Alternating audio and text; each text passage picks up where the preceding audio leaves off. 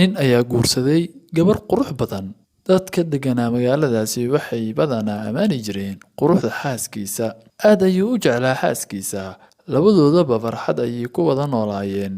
Muddo kadib xaaskii ayaa cudur maqaarka kaga dhacay, jirkeedana waa uu isbedelay. Waxay la tashteen dhowr dhakhtar, laakiin ma aysan helin dhakhtar caawiya.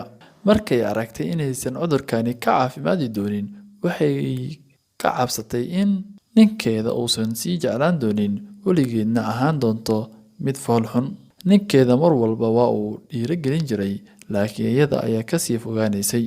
Maalin ayaa ninkeeda u soo baxay howlo shaqo. Markuu guriga ku soo laabanayay ayuu galay shil baabuur. Shilkaasi wuxuu ku waayay labadiisii indhood. Xaaskiisana aad ayay uga xumaatay, laakiin muddo kadib waa ay la qabsadeen, waxayna ku noolaayeen nolol normal ah.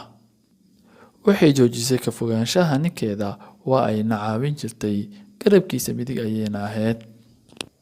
Marba marka ka dambeysa quruxdeeda waa ay sii baabi'i jirtay, waxayna necbad inay isku fiiriso muraayad. Hase yeeshee ninkeeda waa ay daryeeli jirtay mar walba iyadoon ka fakirin xaaladdeeda. Maalin maalmaha ka mid ah waxaa dhimatay xaaskii. Ninkii wuxuu noqday keligii. Wuxuu ka soo guuray xaafaddii uu deganaa sababtoo ah xaaskiisii aad ayuu u jeclaa, mana rabin inuu sii joogo guriga ay ku dhimatay. Kadib markii uu gutay waajibaadkii saarnaa, isagoo bixi raba ayaa deriskii u imaaday kuna yidhi, keligaa miyaad noolaan kartaa? Sanadihii la soo dhaafay oo dhan xaaskaaga ayaa garabkaaga taagneyd, ma kula tahay inaad keligaa noolaan kartid? Hadday ogaato inaan camoole ahayn waa ay calool xumaan lahayd, sida ay markaas ahaydna waa ay kasii dari lahayd. Anigana ma rabin inaan xanuun kale ku rido.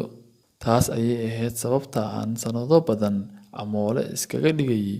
Waxay ahayd xaas fiican, waxaana jeclaa mar walba inaan arko farxaddeeda.